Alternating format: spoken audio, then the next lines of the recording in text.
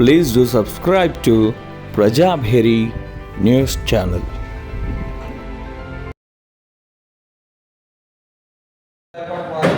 చేసిన social boycott ఇచ్చపూర్వకంగా చేయట్లేదు. వాళ్ళు భయంలో మళ్ళీ వీళ్ళకి బైకాట్ చేస్తున్నారు. ఇక్కడ మాకు మళ్ళీ బహిష్కరణ అవుతుందంటే భయం. సో ఆ భయంని సృష్టించడం అంత కంట్రోల్ పెట్టుకున్నది ఈడీసీ. అది నేను ఈడీసీ ఇన్స్టిట్యూషన్ అనేది తప్పు కాదు. ఏ కేసు అయినా ఎఫ్ఐఆర్ అయినటువంటి ఏ కేసు అయినా 7 yearsకి ఎక్కువ పనిష్మెంట్ ఉన్న దాంట్లో మాత్రమే మేము అరెస్ట్ చేసే అధికారం. మళ్ళీ అది అరెస్ట్ చేయడానికి బలమైన కారణం ఉండాలి. ఈ చేసినాడు 7 సంవత్సరం కింద ఎక్కువ పనిష్మెంట్ ఉంది అని చెప్పిన ఒక్క కారణం మీదే నేరం చేసినాడని నాకు అనిపిస్తుంది.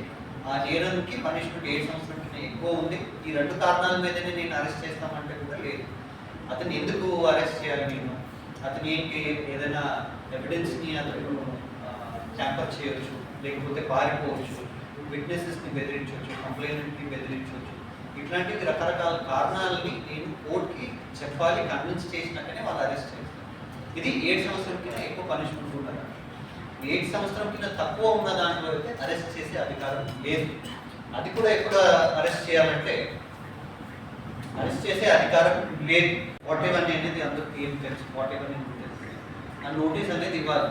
ఆ నోటీస్లో నేను కండిషన్స్ని మెన్షన్ చేయాలి. అతనికి పోలీస్ ఇన్వెస్టిగేషన్లో సహకరించడానికి హాజరైన అవన్నీ చెప్పాలి, లేకపోతే అతని దగ్గర ఉన్నటువంటి ఏదైనా డాక్యుమెంట్స్ని, ఎవిడెన్సెస్ని ఏదైనా నాకు ప్రొడ్యూస్ చేయమని చెప్పాలి. ఇట్లాంటిది ఏదైనా నేను కండిషన్స్ పెట్టి అతనికి ఒక కంప్లైన్స్ మాకు అది చేయమన్నట్టు నేను చెప్పిన అతను చేయలేని సందర్భాల్లో మళ్ళీ నేను కోర్టుకి ఇతను మేము ఇచ్చినటువంటి నోటీస్ని ఇతను పాటించట్లేదు, ఇన్వెస్టిగేషన్లో మాకు సహకరించట్లేదని నేను కోర్టు దృష్టికి తీసుకుపోయి కోర్టు నుంచి పర్మిషన్ తీసుకున్నాకనే నేను అరెస్ట్ చేయగలుగుతాను.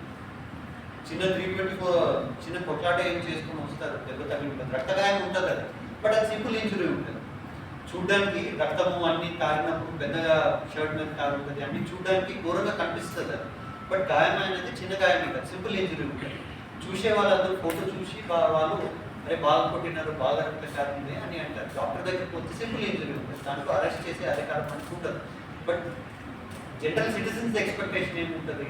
అరే అరెస్ట్ చేయాలి, అంత కొట్టినారు, అంత రక్తకారింది, అరెస్ట్ చేయాలి, జైలు పంపాలనేది ఉంటుంది. బట్ చట్టంలో మనకి అది ప్రొవిజన్ లేదు. సో అట్లాంటి దాంట్లో కూడా మళ్ళీ కోర్టుకి మేము ఎందుకు అతన్ని మేము ఇచ్చినటువంటి నోటీస్ని అతను పాటించట్లేదు, ఎట్లా పాటించట్లేదు, ఎందుకు పాటించట్లేదు, అతను పాటించలేని దానికి అతని ఉద్దేశం ఏంటి, ఏం చేస్తాడు మళ్ళీ అతను అనేది ఇవన్నీ నేను కోర్టు కన్విన్స్ చేసినాక కోర్టు నాకు అప్పుడు వారెంట్ ఇస్తుంది, నేను అప్పుడు అతన్ని అరెస్ట్ చేయగలుగుతాను.